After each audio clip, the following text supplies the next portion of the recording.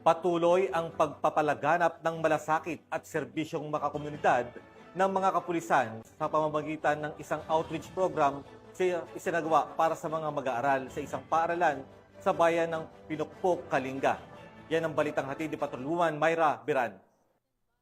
Pagdiriwang ng ika-30th Police Community Relations Month, matagumpay na sinagawa ng Kalinga Police Provincial Office ang isang makabuluhang outreach program sa mga barangay ng Sukbot at Magawgaw sa bayan ng Pinukpok, Kalinga noong Hulyo 28 taong kasalukuyan.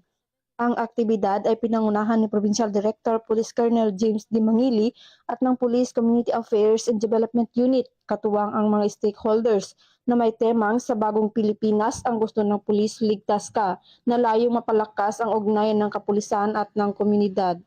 Mahigit 155 na mag-aaral ang nakatanggap ng mga hygiene kits, snacks, tsinelas, payong na makakatulong sa kanilang pang-araw-araw na pagpasok sa paaralan, lalo na ngayong tag-ulan. Tampok din sa aktibidad ang information drive kung saan tinalakay sa mga estudyante ang mga sensitibong issue tulad ng illegal na droga, good at bad touch bilang bahagi ng pagpapalaganap ng kalaman at proteksyon sa kabataan. Patuloy naman ang Kalinga PPO sa kanilang pagsusumikap na maglingkod at magtaguyod ng ligtas na pamayanan sa pamamagitan ng sama-samang pagkilos para sa tamang serbisyo para sa lahat ng kanilang nasasakupan. Mula dito sa Baguio City, ako ang inyong TNN correspondent, Patrolwoman Myra Beran, alagad ng batas, tagataguyod ng Balitang Pulis.